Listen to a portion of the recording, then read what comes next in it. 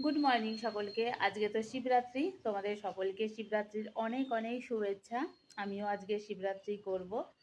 তো মোটামুটি সব কিছুই আমার প্রায় গোছানো হয়ে গেছে। তো সকাল সকাল দেবা গেছিলো বাজারে, দেবাকে বলেছিলাম একটা ফুলের মালা আনতে, সেটাও দেবা নিয়ে এসছে। আর এই দেখো বাড়ি থেকে অনেকগুলো জবা ফুল তুলেছি। আর এই যে একটা কাকিমা আবার দিয়ে গেছে, দেখো অনেকগুলো জবা ফুল হয়েছে। আর এই ফুলেই কিন্তু সাজিটা ভীষণ ভালো লাগছে, পুরো লাল লাল জবা। সঙ্গে দেবাকে বলেছিলাম ফুলের মালা আনতে, ও নিয়ে এসছে একটা ফুলের মালা।